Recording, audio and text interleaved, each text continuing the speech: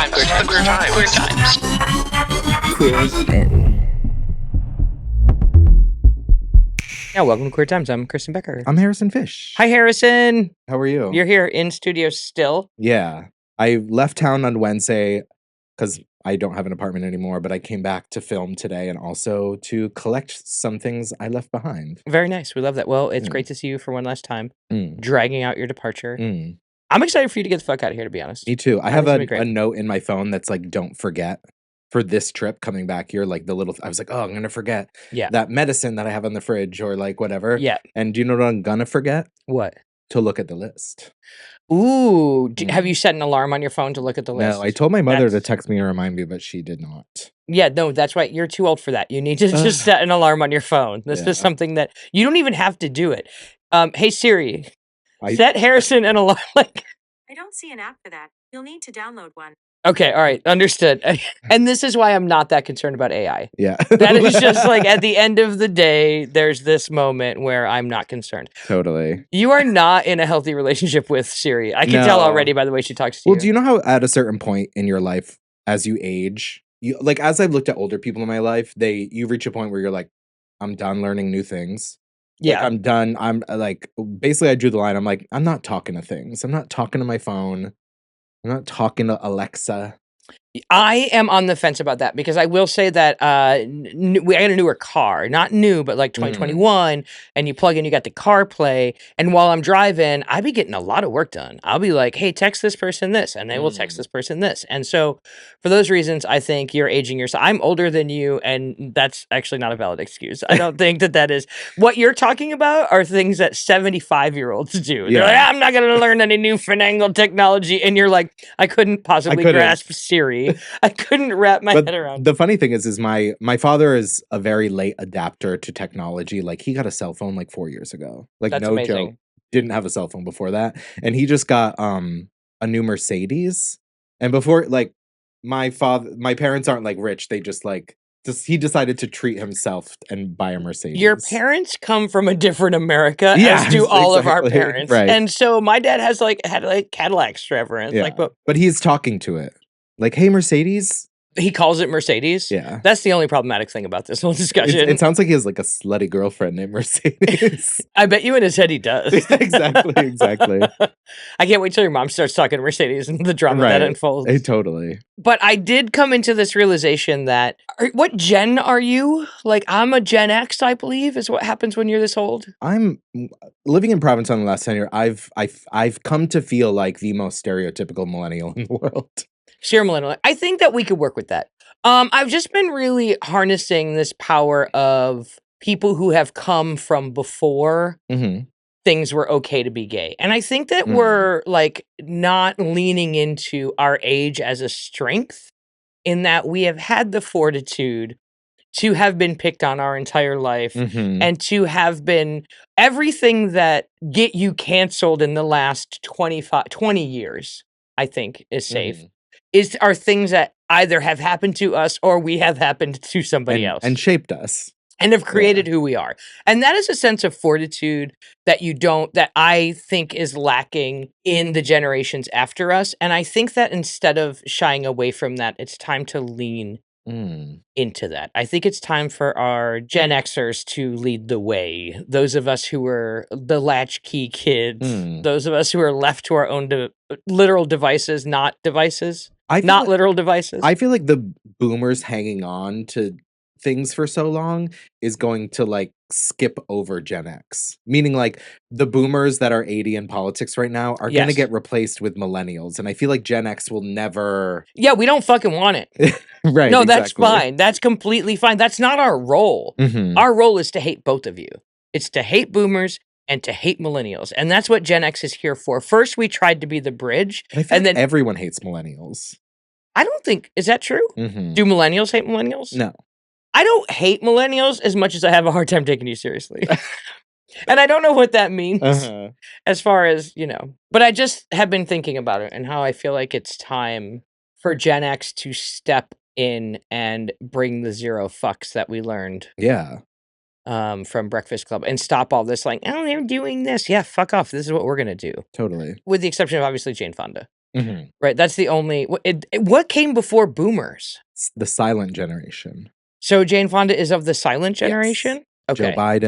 Joe Biden, the silent generation. Decent people. They're like the generation that came right after the Great Depression. And that is something that I want to talk to you about today. The Committee for the First Amendment. You remember McCarthyism, right? So if you go back, way back when, Jane Fonda's father, Henry Fonda, led people like Lucille Ball and Humphrey Bogart and Frank Sinatra and Judy Garland, and you know Judy Garland. But of course. Not to stereotype, but I think most of our It's audience true. knows Judy Garland. When people were getting blacklisted for being called communists and whatnot, the Committee for the First Amendment, a bunch of Hollywood bigwigs who stood up and tried really hard to put an end to the McCarthyism era. And so now Jane Fonda, at the ripe old age of, I believe, almost 90. How old is Jane Fonda? 87 or something like that? 80 years after McCarthyism, Jane Fonda relaunches Committee for the First Amendment with people like Billie Eilish and Spike Lee and Ben Stiller and Anne Hathaway and about 600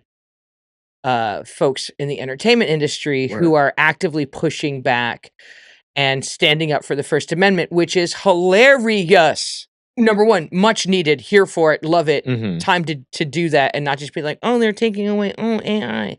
Like, no, fucking do something. Totally. Gather, unite, etc. But historically, in recent memory, First Amendment people were all not the dirty liberal elite who were running Hollywood, right? So I love that we've gone... I think everyone is a First Amendment person. I think everyone appreciates and understands the importance of free speech. I just don't think the right understands what free speech is. I think there is a lot of truth to that. I think there is a lot of... I think it's crazy the more I look at how much the right will be like, oh, you can't say that, and then cancel somebody immediately while immediately being like, I can say whatever, I can call you whatever fucking slur, it's just a word, free speech.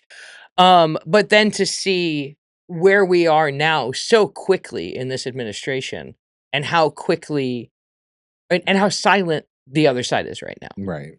Because I think that's what makes me say that the right is more of a Second Amendment kind of people and the left is more at right now a First Amendment kind of people. Because I don't see them standing up when all this bullshit is happening. Yeah. They're still kind of riding along. Oh, yeah. You know? I feel like the right thinks free speech is you can say whatever you want with no repercussions. It's so clear to be able to refute that because it's just like if you walk into your boss's office, point them in the face and go, you're a fucking asshole, you're going to lose your job. And that's not free speech. It's free speech. Like the basis of free speech was basically that the citizens of the United States should be able to criticize their government without repercussions. And that has expanded, obviously, to other types of government and things like that. But what's happening right now is Donald Trump is going after people for criticizing the government. It's like the basic level of free speech, where the right thinks that they should be able to use racial slurs and not get fired from their job for it, which that's not free speech. That's not the First Amendment. That's not what it covers. Yeah, it's specifically, is the government coming after you for what you said, or is society calling you a dick? And like that, you know, like that Right. that's the core difference. Anyway, I'm very excited to see, I'm calling it action because I want to have some faith and I want to speak into existence the things we want to see. And for those reasons, I'm really excited about the Committee for the First Amendment.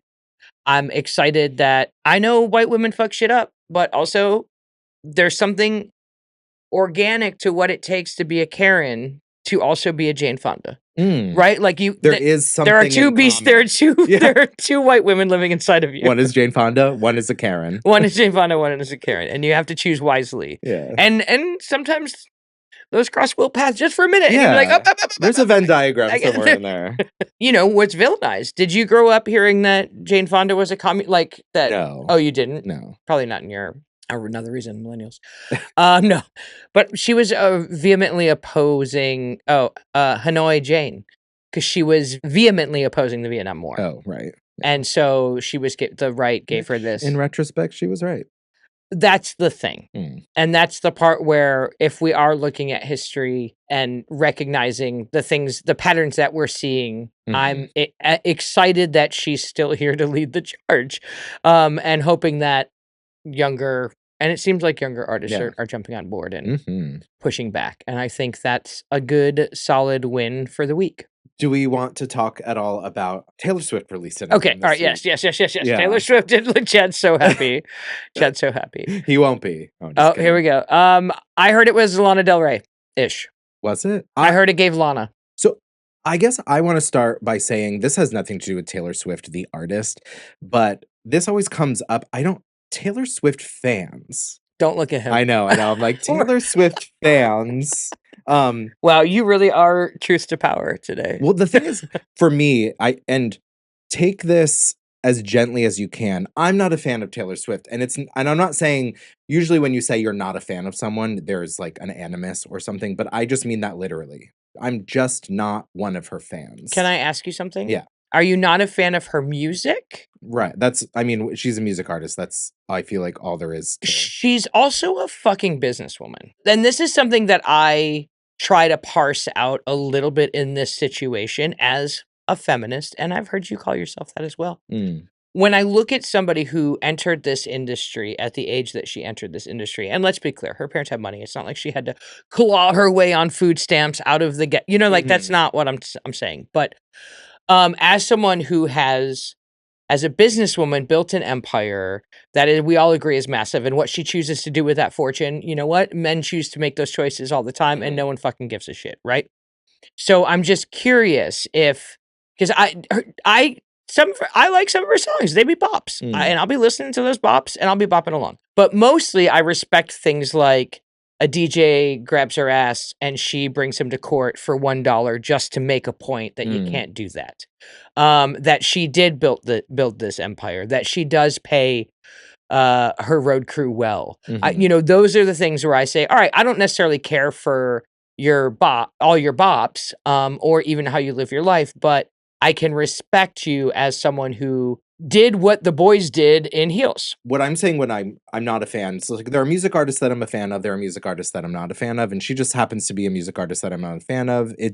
Her music doesn't speak to me personally. Right. I'm not going to say it's bad music, because clearly it does speak to a lot of people. I think there's something really impressive about the fact of the massive fan base she's accumulated, and I also think it is something to be said that she creates a type of music that moms can take their daughters to the concert and they both can enjoy it. Right. Which I think is great, all that.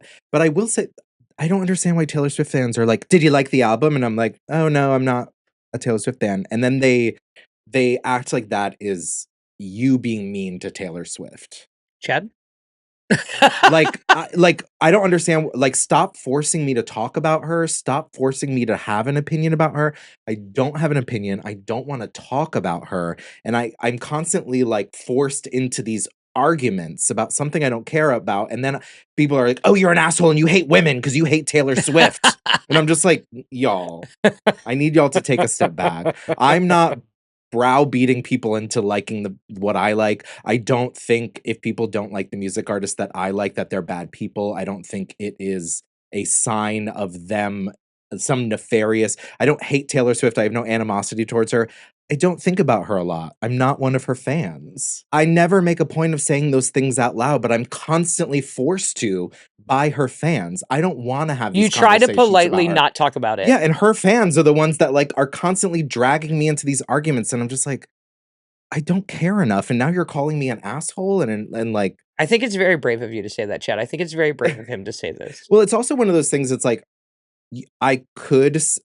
as much as like I kind of agree with you for being a woman who is acting like the boys and being so aggressive in the money she makes, but also I don't like people that are billionaires and are still aggressive in the money they make. I'm still trying to make as much money as I think possible. that is a trait of a bad person. What if this is a real breakthrough in the queer community? Hashtag he too.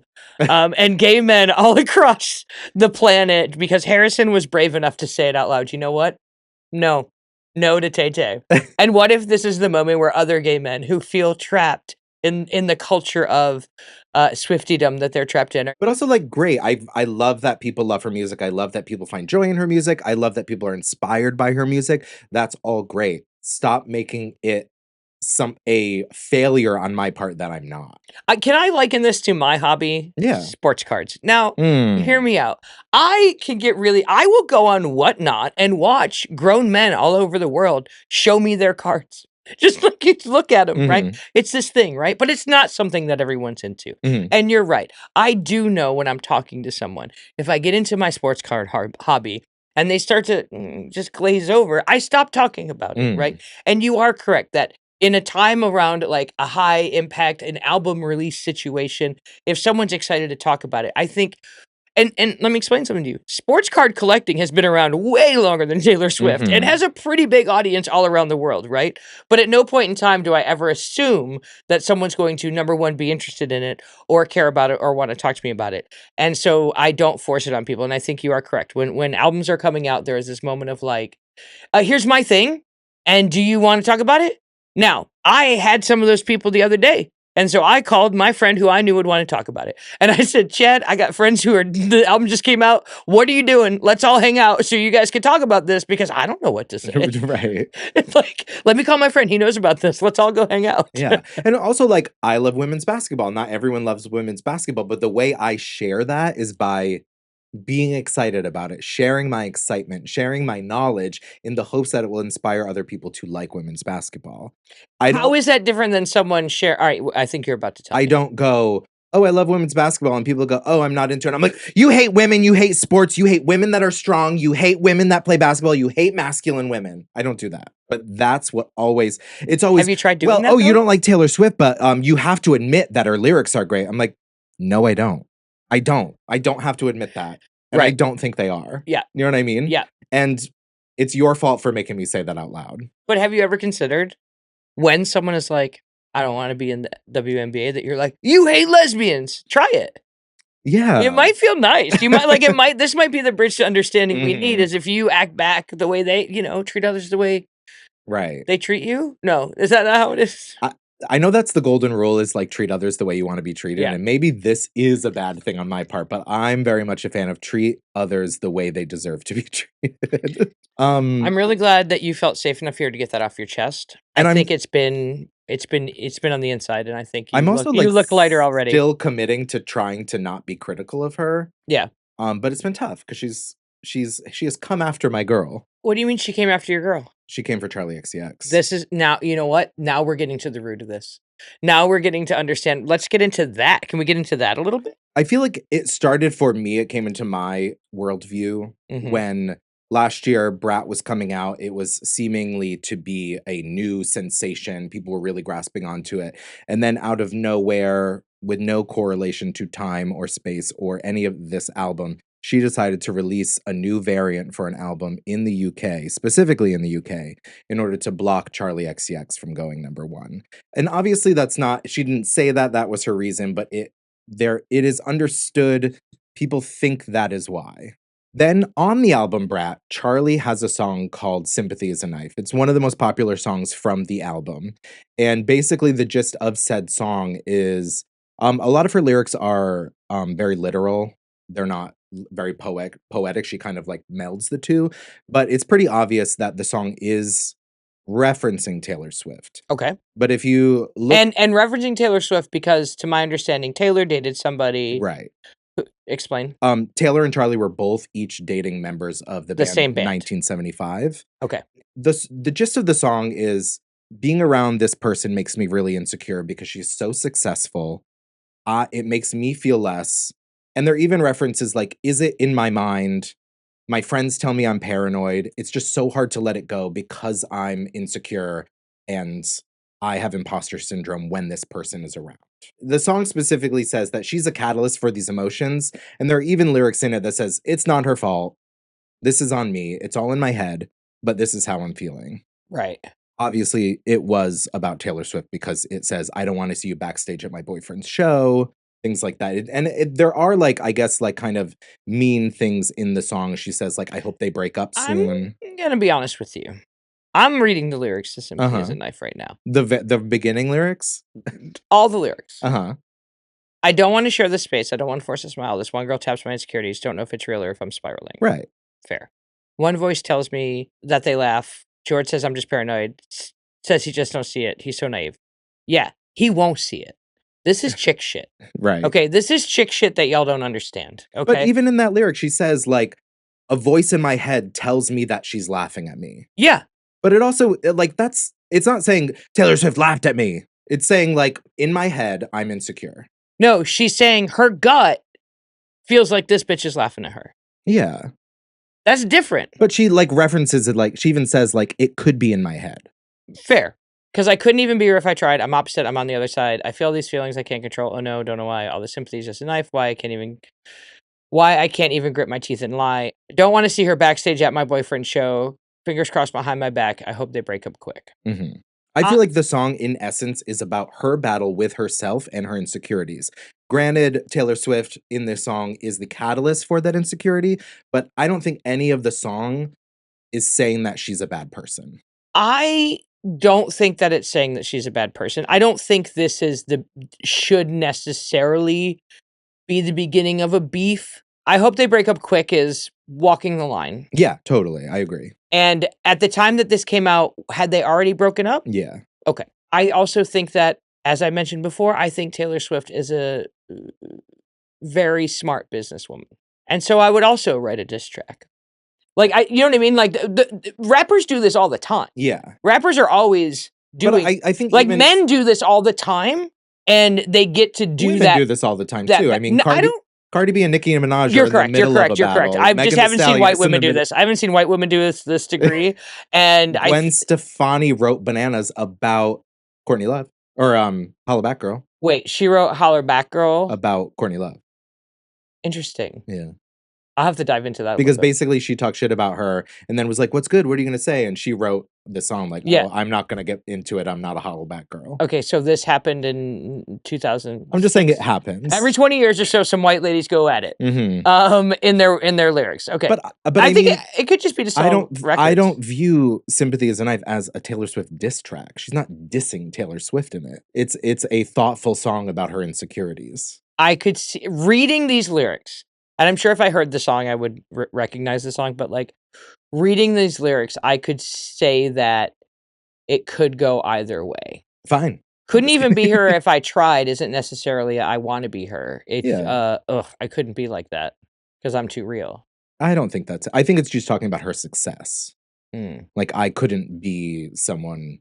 Did you ever hear Ani DeFranco's Napoleon? No. Oh, you should listen to that. That's actually one of those. And I forget who it was about, but it was basically about somebody who took all the corporate capitalist record company money.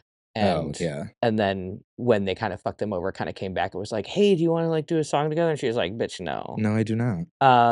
You would enjoy it. Okay. But so then Taylor Swift's album comes out. I'm glad we went into that though. Yeah.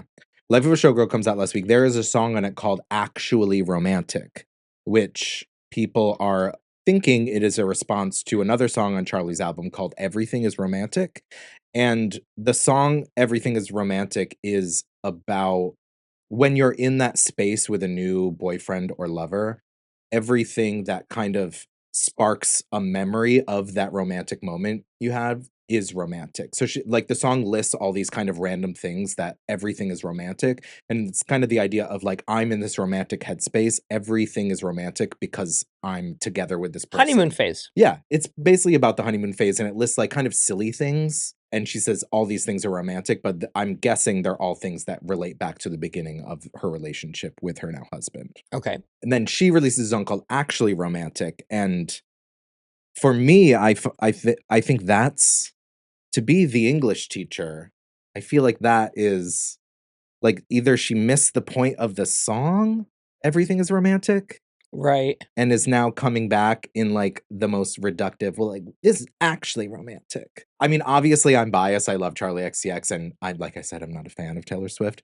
But what is the exact line? I heard you call me boring Barbie when the Cokes got you brave. Right. I mean, I just think it's crazy to be like, there's this really successful person that makes me feel insecure when I'm around her. And she's like, well, you're a coke whore. Like, I don't know, babe.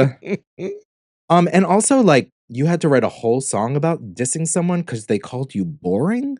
Like, that is such a, like, That's a really great point. I'm gonna give Harrison a point here. Yeah, I'm just like, you wrote and then your point is you're obsessed with me? At any point in time, have these two, do they have a history of friendship? Yes. I don't think specifically friendship, but like there are videos of them being around each other and enjoying each other. There's videos of them dancing at concerts together. Well, I wish these ladies well. Oh, totally. And I wish them success. And like I said, I love that their fans love them, and I love that they get joy and inspiration from anywhere you can get that from is great. And that's why her music, I will say her music is great, is because so many people have connected to it and felt inspired from it and happy. That is what makes good music. Why don't you just fill us in on the WNBA real quick? Well, I got one more thing to say. No, please do. I guess, like you said earlier, that she's like a really great businesswoman, and obviously, I'm not going to say that isn't true, by any means, but it is. And I will say this about all artists: I don't know how these things work. Taylor Swift, like Beyonce, huge fan of Beyonce, so I'll include both of them in this analysis because it's not about me being a fan or not. Like, obviously, they're the figureheads of the art that is created under their name. Yeah. And the business that takes place under their name. Yeah. But I don't know, and this goes for men too. I don't know, like, is Beyonce in the lab testing samples of Sacred? I don't think so. And I also don't think a lot of the more negative things within the Taylor Swift brand that I don't like, I don't put on her. I don't think she's going, I want to release 27 variants of this album. I don't think she's doing that. I don't like that. I think that is environmentally unfriendly. I think it's taking advantage of your fan base. I think those are bad things, but I don't think it's her doing that. I agree that that's not her doing that. I think it's a mix of those two things, right? I don't think it is her making any decisions about how many albums get printed. I think it's her making decisions about what goes on the album, who works on the album. I think in an ideal world, the creative gets to create. Right. And when you sell as much as they do, the creatives get to create. So I don't want to take anything away from what they've created, because those are women who have worked really hard to get in a position to be able to say, no, I want it this way. And then they go, okay. Right. But on the flip side of that, Billie Eilish, when she was releasing Hit Me Hard and Soft, she released a statement saying that her record label wanted her to release multiple variants because it would increase sales, it would make her more money. And she's like, no, that's really environmentally unfriendly. Yeah. Because the record business is an incredibly wasteful record. These are vinyl, they're plastic, and there's a lot of waste that goes into every single record. And she said, I don't want to do that because that's rude to it's bad for my fans. I don't need my 15-year-old fans begging their parents for $200 because they need every color of my album. And that's the difference between a millennial and like Gen Z, right? That's the difference. And it's just where we fall in our life experiences. I'm gonna just to bring back Love Is Blind real quick. Was watching Love Is Blind. This couple gets engaged. They go and they're sharing a bathroom, and they're brushing their teeth, and she leaves the water running while she's brushing her teeth, and he leans over and there's an age gap, and he leans over and turns the water off, and is like, you're wasting water. And she's like, ah. And like, that's my household, right? My girlfriend's a bit younger than I am. And so I think that something like that is all we could hope for, is that as we evolve and progress and learn all these things, that the next generation comes up with like, hey, guess what we learned from your fuck ups? We learned this, right? And so I don't fault Taylor Swift for being in a contract. Like, would it be awesome if Taylor Swift or anybody who's a gazillionaire or Beyonce or anybody was like, you know what? We're going to redo this whole thing. It would be, but that's not really their vibe. That's not what they wanted to get to where they were. So that way a lot of that stuff would be handled. Right. Versus like an Ani DeFranco who never wanted to give up any control out of any component and therefore was never a billionaire. It's not about talent. It's about what are you as a person able to tolerate, and what part of the businesses can you insert yourself into and like not lose yourself entirely, I think.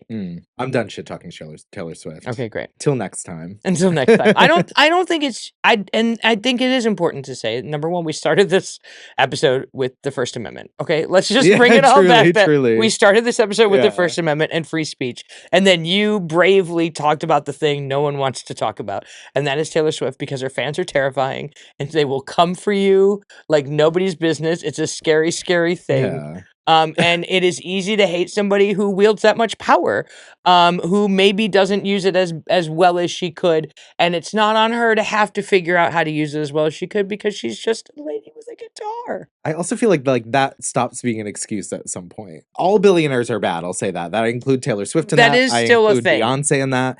Billionaires are bad. But I also feel like a lot of decisions that get made that I look at as bad, like these album variants to make more money, that is because she has a team of hundreds and hundreds and hundreds of people that all need to make money, all need to get paid. Yes. It's not like every dollar from these albums goes in her pocket. Right. Like she's using her brand to make as much money as possible. And I know that she has so many people under her that are living amazing lives because she's of her. She's an economy. Right. Totally. Exactly. Larger than some small countries.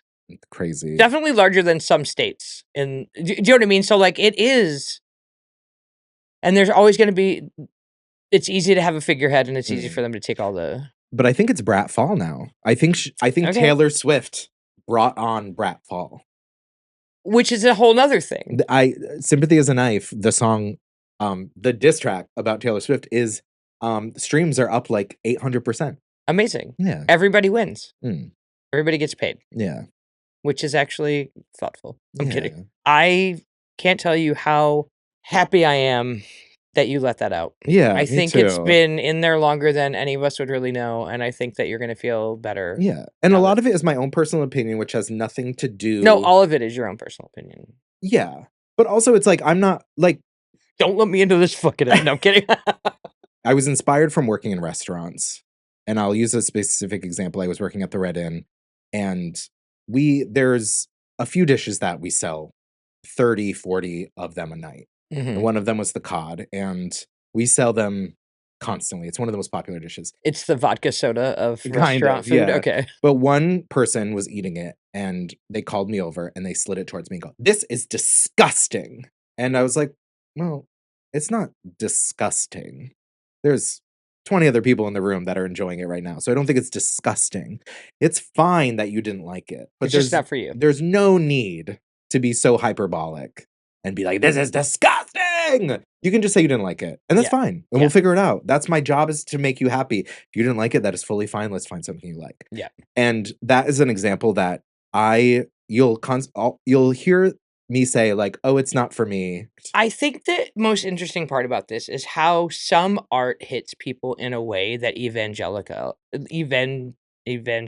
them. Right? Where whether it's the place you're at the first time you hear the song, or like the age you're at, and how that person hits you, and how long, that you become a lifelong fan of Dave Matthews, right? Like right, there's you're right, and I think that that's really at the core of it, is that some artists hit people at an age bracket, or did, and Taylor Swift did for sure, where there's a core connection and it turns their fans into people. It hits them in the way spirituality hits them, because they feel seen. Right. And I think that that's what's happening here. And I don't know if there'll ever be another like Taylor Swift, truthfully, like at this day and age and how the industry works. But I do think that it's really interesting the way some artists can connect with a fan base on that level.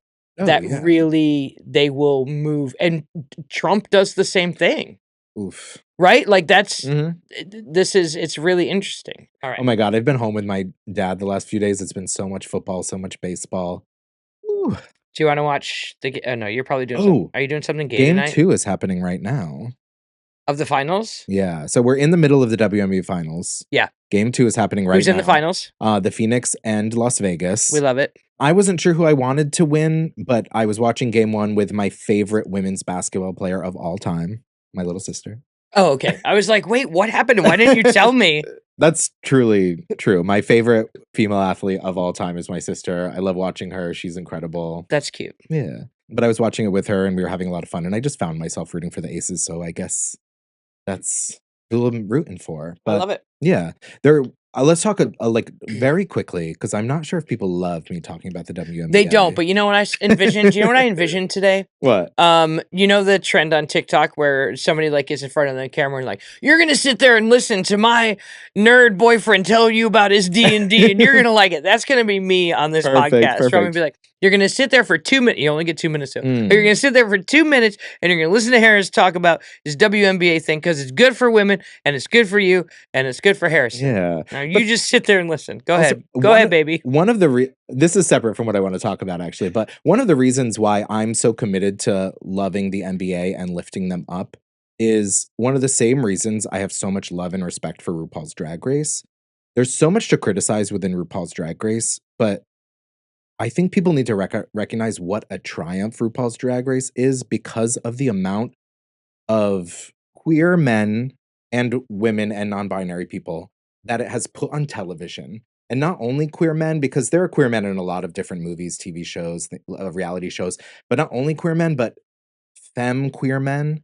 Because a lot of times you'll watch Looking, it's 4 masked guys and their shenanigans around San Francisco, but these are extremely effeminate queer men that are being put on television, a lot of which are femme men of color. And I think that is such a triumph. And that's why I think the WNBA should be supported more by specifically the queer community, because there's nothing else in the world where you could turn on a TV and watch, say, 10 masculine queer women, sapphic people on television on a huge stage. I think that deserves to be supported by the queer community. I'm in. I have the league pass. Sign me up. And I am into. I feel like it's one of those things where I really wish it wasn't during the summer. Well, Unrivaled's in the winter. I'm gonna be into Unrivaled real hardcore because I am gonna get into Unrivaled because I feel like the summertime. I was excited when you were excited, and I was watching games at home, but I also just have so little time for extracurricular. And to me, that is something that I want to lean more into in the future. So I'm going to lean into Unrivaled a lot. I don't want to say drama, but there was something that happened this week. Basically, Nafisa Collier got her team got eliminated from the playoffs, and all the players have to basically do an exit interview. It's a day of press. The next day to wrap up the season, the press gets to ask you, and she showed up and said, "I have a statement before there's any questions." I have one other thing to ask you. Is she on her way out? Was she retiring or anything like Nafisa? that? Yeah. Oh no, she's in it. She is. She wouldn't like maybe just be leaving for Unrivaled full time and leaving the W. I think so, but I mean, because this is kind of what it's about. Basically, they're in the middle of a negotiation for the collective bargaining agreement between the players and the league, which has a lot to do with how much money the players make. And she basically went in and said, "I have a statement to make," and she kind of aired out some dirty laundry. She said some quotes that she said Kathy Engelbert, who's the commissioner of the WNBA, said, which along the lines of, she said, "I asked Kathy if it's fair that people like Paige, Angel, and Caitlin Clark are bringing so many new eyes to this game and so much money into it and are only making $80,000 a year on a rookie contract." And Nafisa said that her response was that Caitlin Clark should be grateful that she has this platform so that she can make so much more money outside the league. Right. It's so frustrating when a woman stands up and says, "I'm not getting paid what I'm worth," and you get tapped on the head and say you should be grateful. Yeah. That's one of the reasons why women have historically made less money, is because you should be grateful that you're allowed to work. You should be grateful that you're allowed out of the house. I think the important part that needs to be reiterated is that when we talk about player wages, it's not that they're saying they want to be paid the same as the NBA counterparts. And that's the part where people are always like, well, yeah, you're not. And again, they're not asking for that. Right. They're just asking for a fair split of what is being made. And in recent years, what is being made has grown exponentially. And making sure that they're using their voices to be included in that is really important and should be supported by everybody. Right. But to use the NBA as an example of that, if you were to use a count like their NBA counterparts, they're in about their 30th year of the league. When the NBA was in their 30th year of the league, they were pretty much exactly on par with revenue of where the WNBA is now.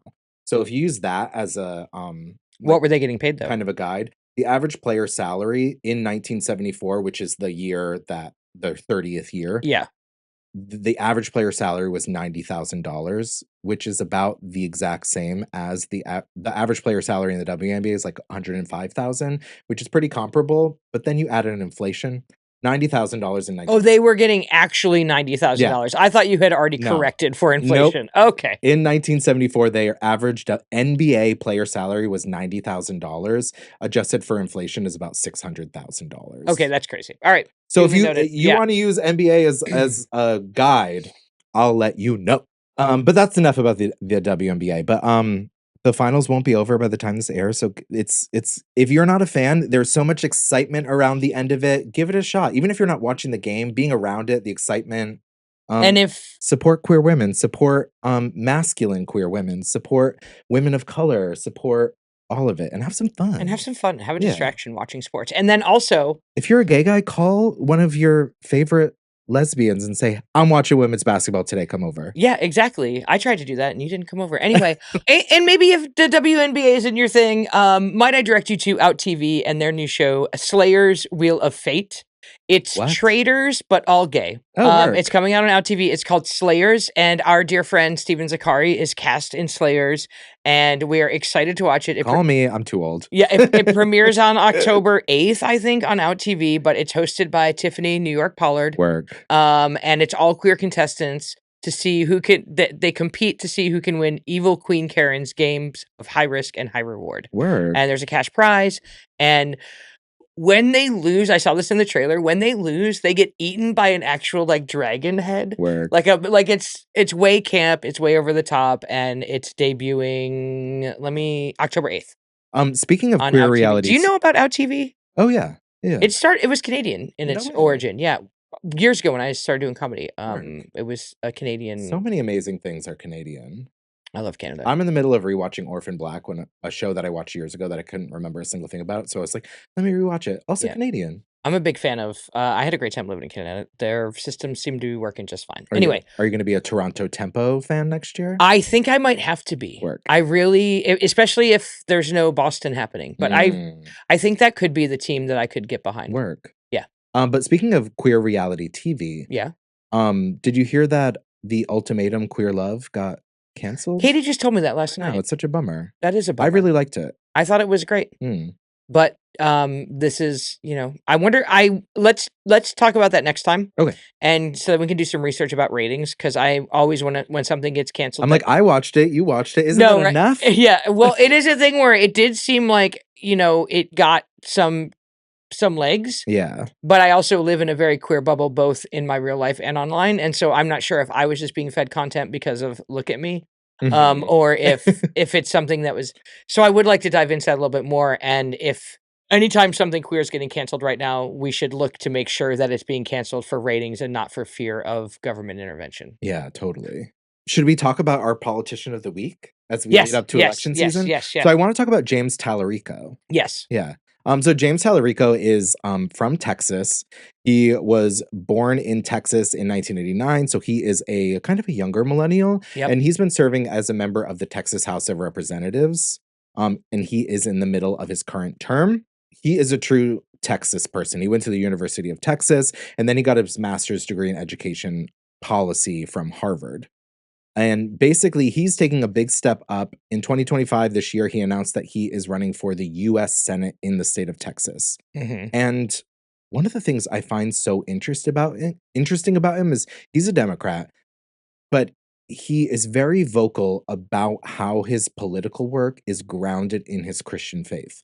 And before you go, oh, hell no, he's one of those people who's like, I'm sponsoring a bill about immigration because the Bible tells us to love our neighbor and to love the foreigner. He is a Jesus Christ, faith, hope, and love. That's what I call them because of my work with Jay, and that's what he does. But who believes in love over anything else and leading with his heart. And so it is kind of Christianity is that is what it is, but that's not what's being demonstrated. And so it's called a progressive view of Christianity, but in reality, it's actually kind of an originalist. Yeah, it's kind of an originalist, a little, almost regressive. It's a little regressive to go all the way back to Jesus. Yeah, and as much as I'm I'm a staunch separation of church and state. Yes. It does feel like he's not saying the Bible says this, so I have to, so we have to make a law about it. He's saying he uses the Bible, his faith, and his religion as a guide to help people. Yes. Did you see the Joe Rogan interview? No. He did Joe Rogan, and Joe Rogan was like, this guy should be running for president. And I think it's so crazy to me that because I grew up with so many, specifically Southern white men who were raised with faith, who are of good moral character and leadership, and who believe that all of this is fuckery. And so it's exciting to see one of those people come forward. And is he straight? I think so. Yeah. Or has it not Unknown. been discussed? He's unknown. I hope so, just for our sake. I hope he is, just because we need to turn some of these seats. And some things you got to do in Texas, and that is just put it straight. It's bad enough he's talking about love. You know, he better be slaying poon. Right.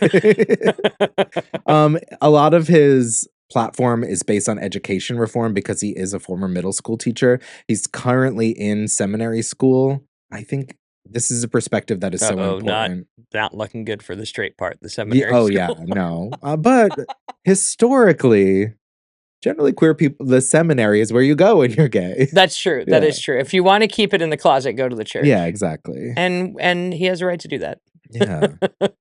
But I'm excited to watch where this goes and to see if he can speak to young people. And he's an 8th generation Texan, and I feel like people in Texas respect that. I guess my question is, Beto. We were all excited about Beto and O'Rourke, and then that kind of fizzled. And I'm wondering, I'm like, there's a part of me that's like, I'm excited, I'm here, I want to support this person, and I'm behind it. But it's interesting to me that, well, you know what? Maybe the approach is it is going to take someone who's centering religion in the state of Texas. Like it might just be that. It might be need to be the other thing, and a white guy, right? So in a lot of ways, we're like, oh, all right, well, the best we can do is a decent white man. Yeah. Let's go for that, I guess. Let's try it out. And he's gonna pray, but he's gonna pray in a nice way. I also love that on his website, under the page "Why Am I Running?" he says, "There's something broken in America. It's our economy, our politics are broken, and our relationships with each other feel broken." And he says the biggest divide in this country is not left versus right, it's top versus bottom. Billionaires want us looking left and right at each other instead of looking up at them, which I completely agree with. Yes. Taylor. I'm just kidding. And scene. Love you. Let's talk about a few of my favorite quotes by him. All right, yeah, let's do it. These are a few quotes that I pulled up that I think are really telling of the type of person he is. One of them is, "We as Christians are called to do more than charity.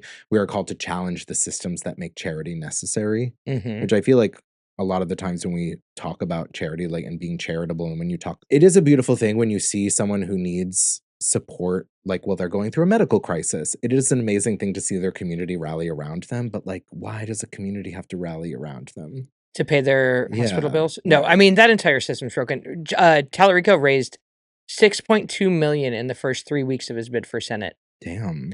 And that outpaced Beto in 2018 by like over 2 million. Damn.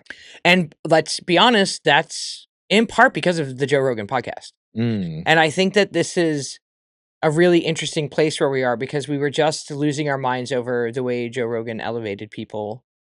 The left was losing their minds over the way the quote right were being elevated, and now it's interesting to see this little turn a little bit back to the Democrats, and hopefully there's more of that. Hopefully there's more platforming of what seems to be sensible people, and that's, this seems to be like James Talarico seems to be like a sensible guy. Yeah, so he's running for Joe Cornyn's seat. I mean, this is all still like pre-primary as well. Oh no. Talarico's Democratic challenger is former Congressman, civil rights attorney, and former NFL linebacker Colin Allred. I told you what happens in the South. They love football. You got an NFL player? And a former astronaut, Terry Virts. Well, it sounds like the Democratic candidates all around in Texas are pretty good, because you don't often get an NFL linebacker who is not going Republican. So wait, I'm back in. I'm excited. Right. Yeah, it appears as though the future of Democrats in Texas is bright. Speaking of music artists, there's been a lot of talk this past week about the Super Bowl halftime show. Yes. It's been announced that Bad Bunny is going to be a part of the Super Bowl halftime show, and people are mad. Why are they mad? Because they're racist. Oh, right. The part that I like is they're like, ICE is going to be there for the Puerto Ricans? No, literally. Like, what is going on? Well, let's start. Bad Bunny is one of the most listened to music artists in the world. Global superstar. Yeah. He's currently in the middle of his world tour, in which he decided to not come to the United States. And when asked why he wasn't coming to the United States, he did say that it was for fears of ICE coming to his concerts. Because as much as he is Puerto Rican, Spanish speakers from around the world are huge fans of his music. So, and also, I don't think they care if they're Puerto Rican. They're brown. They're going to arrest them. We've seen it over and over again. No, correct. And that's why to not tour, because then you're in any little podunk town, et cetera, et cetera. Mhm. The Super Bowl is a very different situation. Right. As far as like who's going to be attending there and who's going to be there. Yeah. But the point I was trying to make is that all these people who are like the rednecks on the internet who are like, oh, it's going to be real funny when ICE picks up Bad Bunny. Like, what the fuck is your... Yeah. Do you not understand that Puerto Rico is a territory of the United States? Well, did you hear what Donald Trump said? No. He said he's from the Mexican city of Puerto Rico.